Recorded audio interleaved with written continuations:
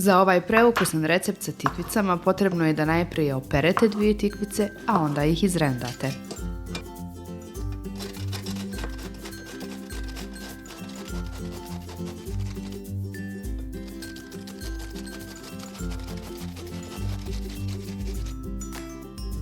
U izrendane tikvice dodajte 2 kaščice soli, promješajte i ostavite 10 minuta da tikvice puste vodu.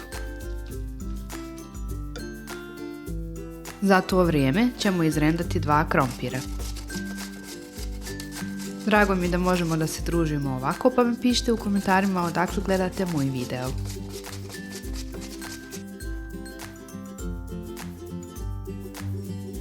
Izrendani krompir odmah procijedite bez čekanja.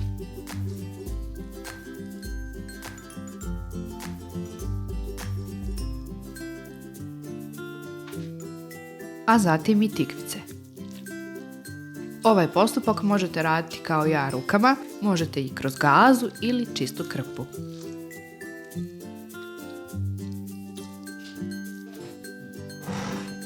Zatim je potrebno izrendati 1 mrkvu.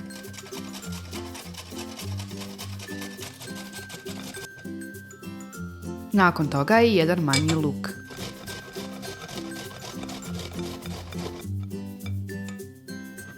Svježi peršun isjeckajte sitno pa dodajte i njega u ovo povrće. A vi svakako ne zaboravite besplatno da se prijavite na moj kanal kako ne bi propustili svaki novi recept.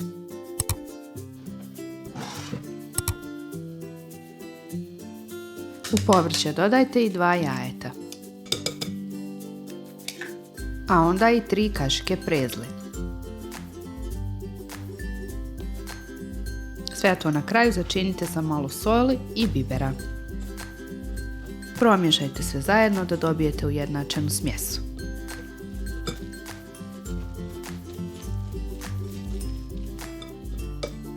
Pripremite i kockice sira, to može biti sir po vašoj želji, dakle onaj koji volite.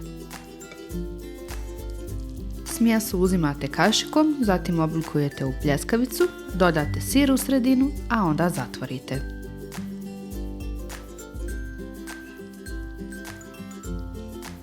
Isti je postupak dok ne potrošite svu smjesu.